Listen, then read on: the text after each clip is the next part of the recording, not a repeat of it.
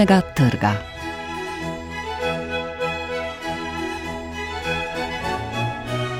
Dober večer. V današnji oddaji nas čakajo pesniška zbirka Nike Prusnik Kardum Ob reki roman Evalda Flisarja Z Bogom sonce in razprava Petre Pogorevc Gledališče in žalovanje.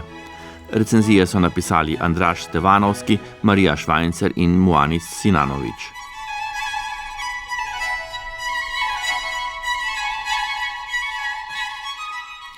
Nika Prusnik Kardum je pesmi, ki jih je napisala, skoraj hkrati objavila v pesniški zbirki Ob reki in v sodelovanju z brati Poljanec še v glasbenem albumu z enakim naslovom. V ospredju je prežetost z naravo, s celotnim stvarstvom. Občutje pa še povečuje vtis obrednosti. Knjigo je izdala založba Sanje, na avtoričino poetiko predjezikovnega pa opozarja Andraž Stevanovski. Nika Prusnik Kardum se v zbirki Ob reki bliža tistemu, kar so v teoriji jezika iskali poststrukturalisti, odprtosti pomena in gibljivosti subjekta. V njeni liriki je ta dinamični subjekt izjavljanja močno prisoten. Julija Kristeva je v revoluciji pesniškega jezika opredelila subjekt v procesu na točki, ko se iz razpoke rojeva pomen, ki hkrati razpada in se vzpostavlja. S predjezikovnim, z impulzi, zvočnostjo, ritmi in afekti, ki se pojavijo pred artikuliranim govorom, pesnica seka tisto, kar je Lacan označil za simbolno in odpira prostor, kjer pomen še ni vklenjen v besedo. To zaznavajo tudi avtorji spremnih besed. Miklavž Komel piše, da se zbirka glasi, saj da pravi nosilec teh verzov ni papir, ampak glas. Njen magični glas, ki prihaja tako globoko iz telesa. Milan Dekleva je spremno besedo naslovil Liturgija dihanja v divjini sveta.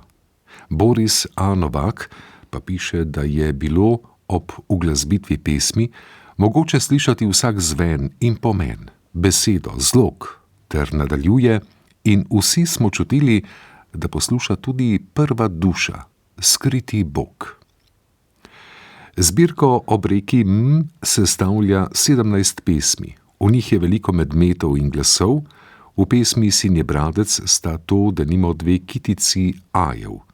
Zbirka se odpira skozi mistiko in ezoteriko, kar najlepše prikaže mantrično ponavljanje v pesmi Zora, volkovi. Volkovi, volkovi, tečem z volkovi. Volkovi, volkovi, sanjam z volkovi. Volkovi, volkovi, plešem z volkovi. Volkovi, volkovi, igram se z volkovi. Volkovi, volkovi, novi rodovi. Volkovi, volkovi, čas je za au. Zbirka je močno povezana z naravo. V njej se pojavljajo sintagme, kot so pradavna moč, pradavno srce. Z naravo smo vsi sestre in brati. V pesmi Zimska pa se lirska subjektinja z naravo popolnoma izenači. Nimam veliko, imam pa vse. Vsa polja so moja, reke in gozdovi, puščave in morja, zasneženi vrhovi. Čeprav je naravna govorica ena izmed najbolj avtentičnih potez zbirke, se mestoma ponavlja v podobnih vzorcih, kar rahlo oslabi učinek presenečenja. Vzpostavi tudi odnos z Bogom, vendar v česteološkem smislu. V pesmi Biblijo berem pride do sklepa, s katerim povzame duhovno jedro zbirke. Bog ni ideja, Bog je občutek, odnos. To povezavo med mistiko, vero in naravo lahko razume le nekdo, ki je z naravo povezan in je hkrati narava sama. Tega svojega položaja večnosti in naravne pravilnosti se lirska subjektinja zaveda. V pesmi Molitev k temi pravi: Grem, kadar bi morala ostati, in ostanem, kadar bi morala iti. Kljub izenačevanju z naravo in odnosu, ko je z Bogom že kar na ti, v lirski subjektinji ni napuha, temveč ponižnost. V pesmi Molitev domov pravi: Ponižna sem pred tvojo veličino, ponižna sem pred nevidnim miceljem, ki ga ustvarjaš. A kako ne bi bila ponižna, če se je, kot piše v uvodni pesmi, z umiranjem že rokovala? S tem pooseblja zavesto minljivosti, ki jo sodobni kapitalistični svet pogosto izgublja. Le narava lahko, ne glede na vse, ostaja prvinska, svoja. V pesmi Zora volkovi se tega zaveda in pravi: Hoteli so me pridobiti, spreminjati, vzgojiti. Ne, ni šlo, ni šlo, ni šlo, ni šlo. Nika Prusnik Kardum mojstrsko uporablja ponavljanje in ustvarja organsko polisemijo. Enake besede v različnih kontekstih pri njej pridobivajo nove pomene, kar je v poeziji, nasičeni z istimi izrazi, redko. Naprimer: Bele breze nam rožljajo, bele čaplje se smehljajo, bele gore, beli breg, bele planike, belo sonce. Lirska subjektinja očitno občuti svojo predjezikovnost, ki je po Kristevi materinska. Tako v pesmi Sin je bradec poje iz maternice, ob tem pa mesto vstane od mrtvih. Ona ni le pevka pesmi, je subjekt, ki razpada in se vzpostavlja. Ali kot pravi v pesmi, ni pevka te pesmi, je pesem, ki jo pojo. V nekaterih pesmih se zdi, da lirska subjektinja nadaljuje miselni lok, ki ga je odprl Kosovel v pesmi Kon spet, eksistenci v gnoju in esenci v zlatu. Dodaja še tretje, sveto, duhovno v Bogu. Pesem Belo, rdeče, črno namreč konča takole: Brez gnoja ni zlata, brez gnoja ni Boga. Lirska subjektinja je morda ob uvodnih besedah prve pesmi ena izmed žensk, katerih intuitivno, svobodno naravo duši sodobna kultura. A skozi zbirko sprejema lastno senco, sledi intuiciji, se ritualno povezuje z naravo, ustvarja in zaupa življenjskemu ciklu in se tako ob koncu zbirke izkristalizira kot ženska, ki teče z volkovi. Zbirka Nike Prusnik Kardum ob reki je izjemno subtilna, čuteča in prav ničejansko prikimava svoj sveti da, dobremu in zlemu. To noč sem si obljubila, da bom vse ljubila, kar je bilo, kar je in kar bo. Nihče ni kriv za rane sveta, naj jaz bom ta, kjer ti rane se končajo. Zbirka je zasnovana kot zvočna in telesna izkušnja, ki bralca ne nagovarja neposredno, temveč ga vabi k poslušanju in ponovnemu branju. Kljub temu pa ima tudi nekaj pomanjkljivosti. Včasih so verzi neenakomerno dolgi, kar z vidika berljivosti mestoma zmoti tok branja. Zaslužila bi tudi nekoliko boljšo lekturo, saj branje motijo manjše zatipkanine in slovnične pomanjkljivosti. Poenostavitev jezika je ponekod tvegana. Naprimer vers Nimam veliko, imam pa vse je sprva močan, a v literarnem kontekstu lahko hitro zdrsne iz poetike v geslo. Zbirka se bere tekoče, a občasno ji rahlo zmanjka napetosti, kontrasta in suspenza. Poetika notranjega miru namreč ponekod preglasi konflikt, iz katerega bi lahko vzniknila močnejša napetost. Kljub temu pa zbirka prinaša svežino, saj se iz nje oglasi glas, ki je tako utelešen, da se vrača k naturni oralnosti. Uvaja naravo, ki ni več metafora notranjosti, ampak sogovornica. Pesem, podobno kot pri Zajcu ali Strniši, znova prevzema ritualno funkcijo, ki jo Nika Prusnik Kardum udejanja kot obred stika med človekom, duhovnostjo in naravo. Zbirka ob reki je tako močna, kot je ranljiva. Morda ni popolna, je pa ena izmed tistih, ki so žive. Bile brize nam rožljajo, bile čaplje se smehljajo, bile gore, bili breg, bile planike, bilo sonce. Rdeča ajda nam zori, rdeči šipek šelesti, rdeča mušnica, rdeči bor, rdeči dren, rdeče sonce.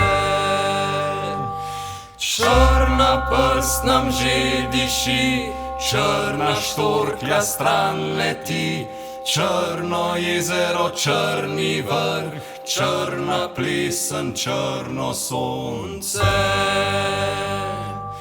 Bilo rdeče črno, bilo rdeče črno, bilo rdeče črno, brez gnoja ni zlata.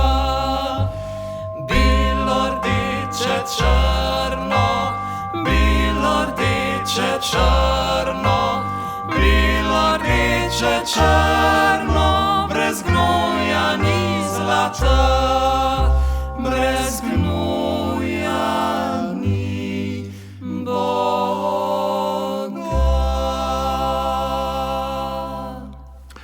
Pisatelj in dramatik Ewald Flisar v romanu Z Bogom sonce z očmi 15-letnika opazuje uspešno malomeščansko družino, njene skrivnosti in odklone, značaje njenih članov in predvsem odnose med njimi. Humor se prepleta z globljimi spoznanji, podrobneje v romanu, ki ga je izdalo Kulturno-umetniško društvo Sodobnost, pa Marija Švajncer.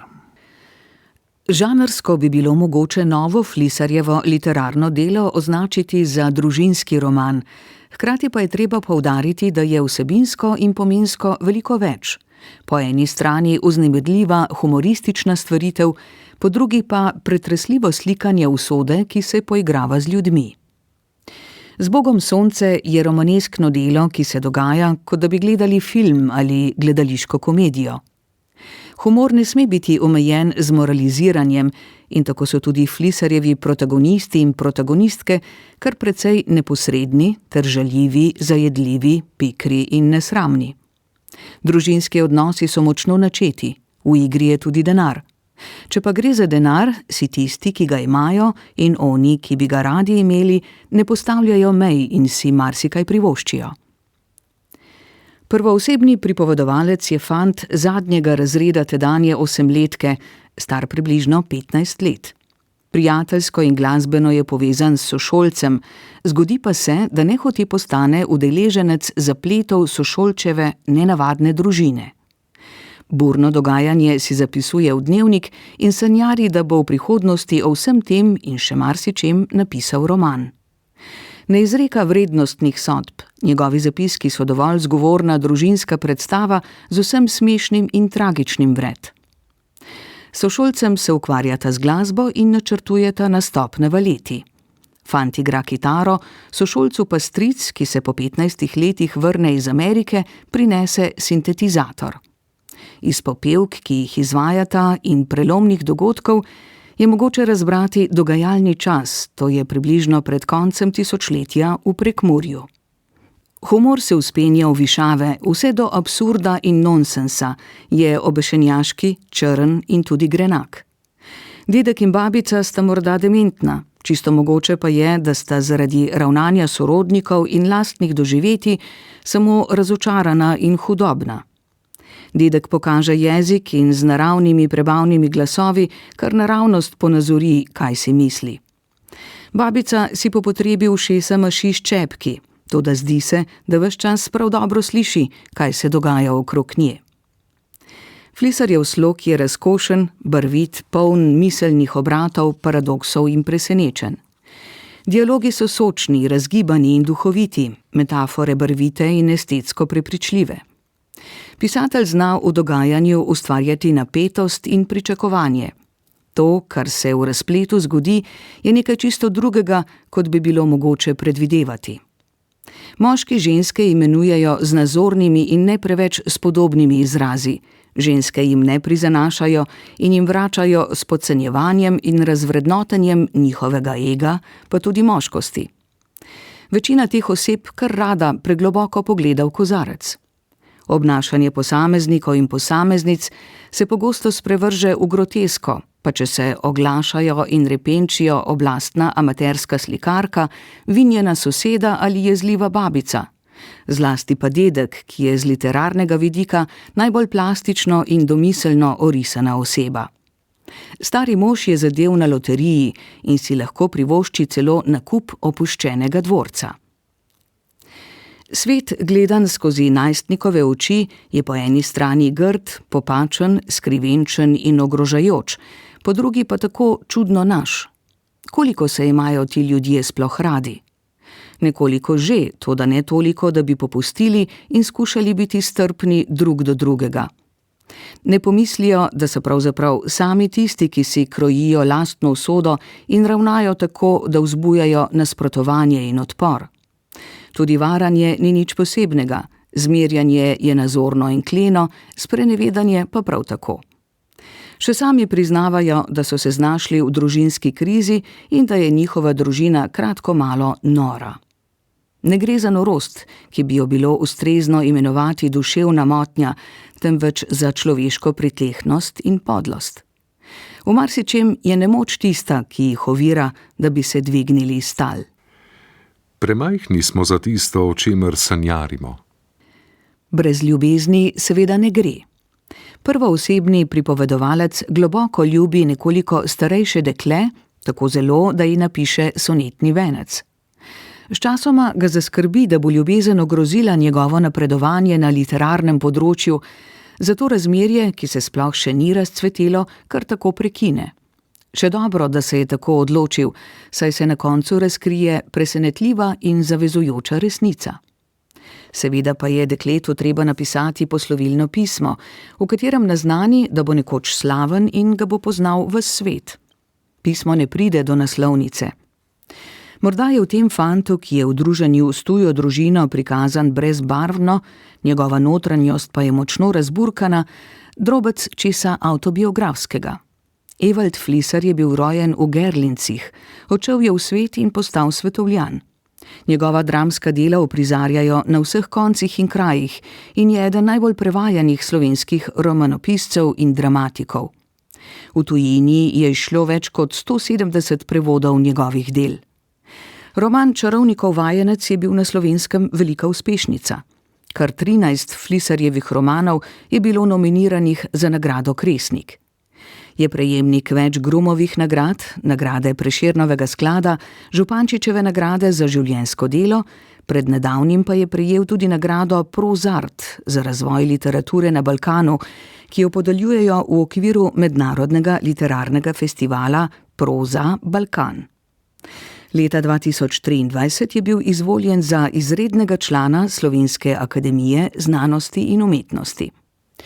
Humorno obarvan je prvi del romana Zbogom sonce.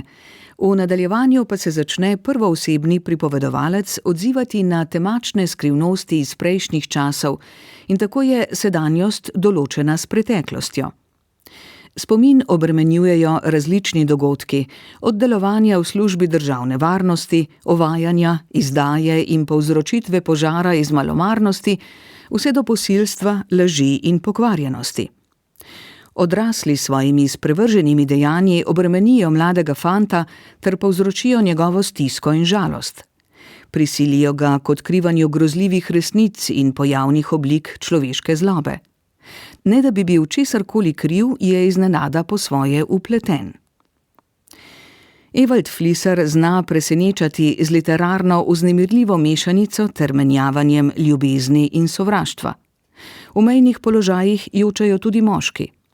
Avtor v roman vnaša veliko simbolike in prelomnih spoznanj.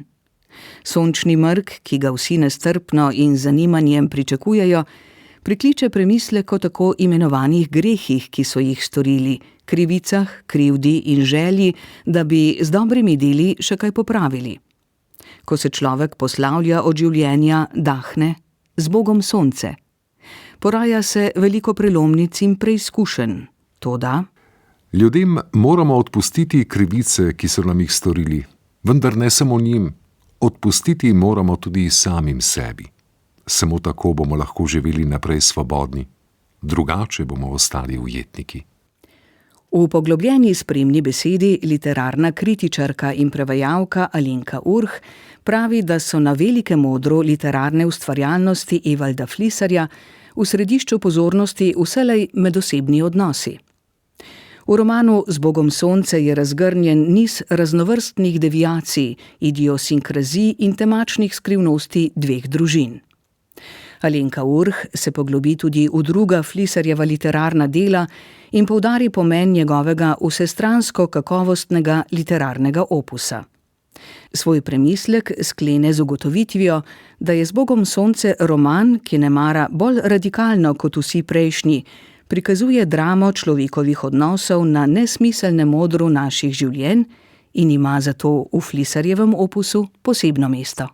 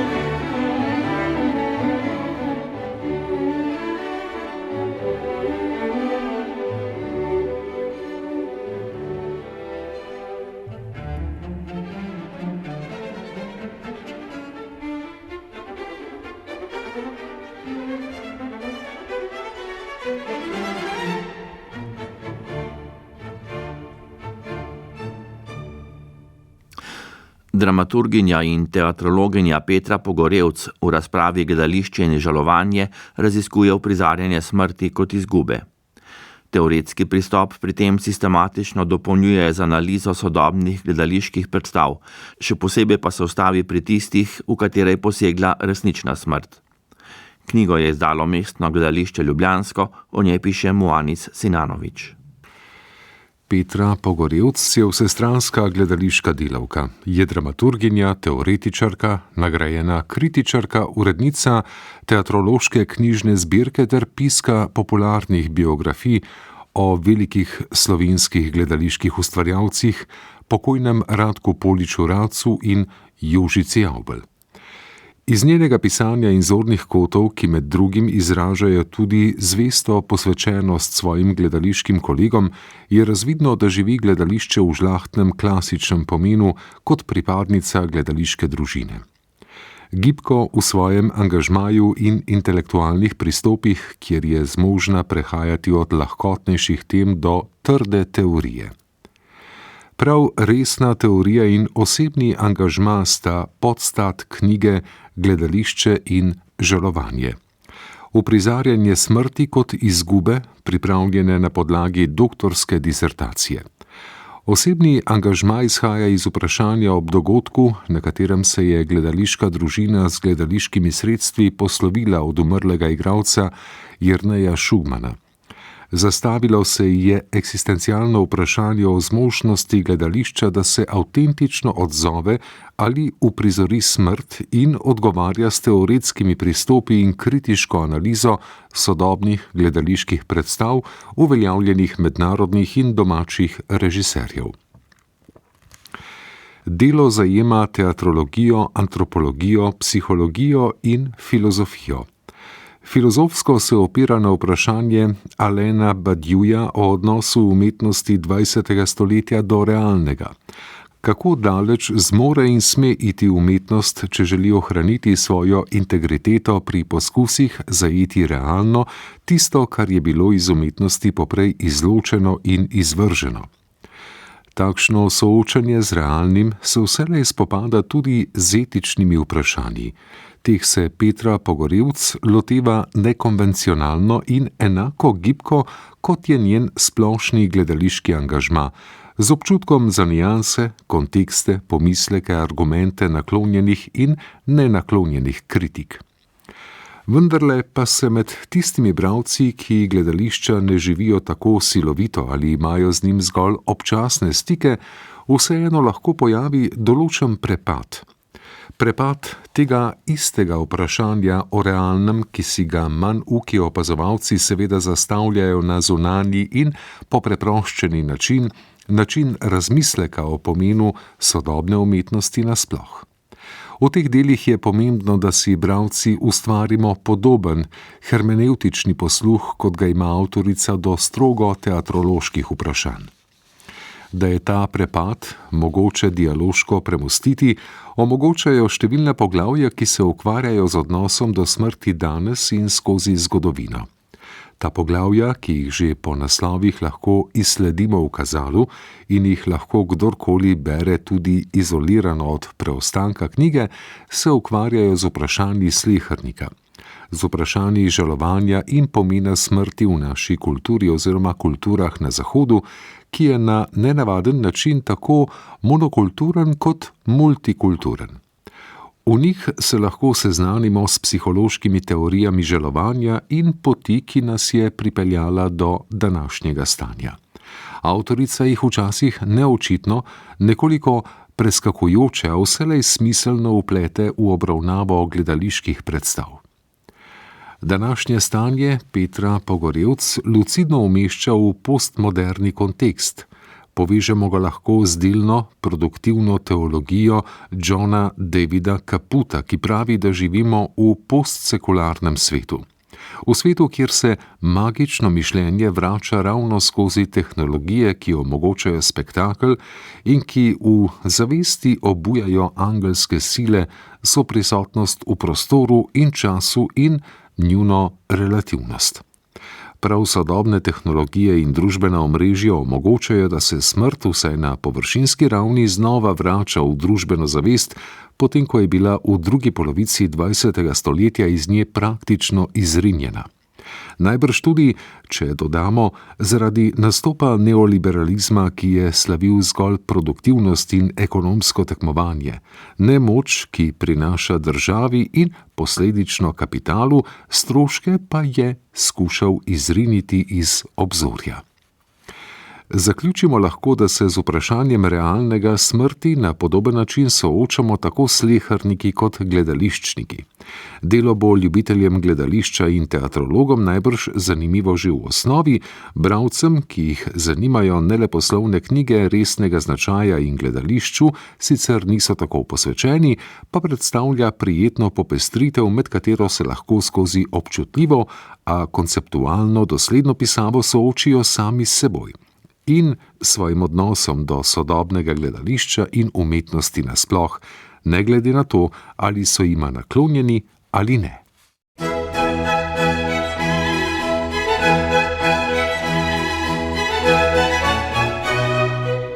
Poslušali ste oddajo z Knjižnega trga. Recenzije Andraža Stevanovskega, Marije Švajncer in Muanica Sinanoviča sta prebrala Aleksandar Golja in Eva Longika Marušič. Oddajo je posnel Jernej Boc, uredil sem jo Vlado Motnikar.